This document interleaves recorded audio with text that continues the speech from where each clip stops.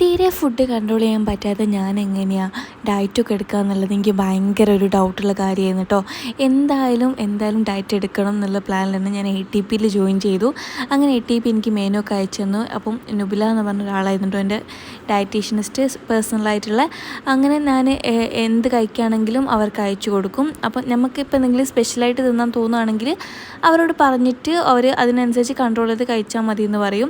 അപ്പോൾ ഇതൊക്കെയായിരുന്നു തീരെ എനിക്ക് ഡയറ്റ് പറ്റൂല എന്ന് വിചാരിച്ച ഒരാളാട്ടോ ഞാൻ. എനിക്കിങ്ങനെ എന്തെങ്കിലുമൊക്കെ സ്പെഷ്യലായിട്ടൊക്കെ എന്തെങ്കിലും തിന്നാൻ കിട്ടിയാൽ ഭയങ്കര സന്തോഷമായിരിക്കും. അപ്പം ഞാനിങ്ങനെ കുറേ ലാഗ് ചെയ്ത് കൊണ്ടുപോയതാണ് വേണ്ട എടുക്കേണ്ട എന്നുള്ള രീതിയിൽ. എനിക്ക് 60 കിലോ ആയിരുന്നു ഞാൻ സ്റ്റാർട്ട് ചെയ്യുമ്പോൾ ഉണ്ടായിരുന്നു കേട്ടോ. അപ്പം ഞാൻ ഇതൊക്കെ കൺട്രോൾ ചെയ്ത് പിന്നെ നമ്മൾ സ്റ്റെപ്സൊക്കെ ഒരു ആപ്പ് കൂടി വഴി നമ്മളിങ്ങനെ സ്റ്റെപ്സൊക്കെ എടുക്കണം. പിന്നെന്താണ് എക്സസൈസും ഞാൻ രാത്രി ലൈവ് എക്സസൈസ് ഉണ്ടായിരുന്നു. 3 മാസത്തെ പ്ലാനാട്ടോ ഞാൻ എടുത്തത്. 3 മാസം കഴിയുമ്പോഴേക്ക് എൻ്റെ 54 കിലോ ആയിട്ടുണ്ട്. നമ്മുടെ മനസ്സറിഞ്ഞെന്തെങ്കിലും വിചാരിച്ചാൽ നടക്കുമെന്ന് മനസ്സിലായി. അപ്പോൾ അത്രയുള്ളൂ. Okay, by.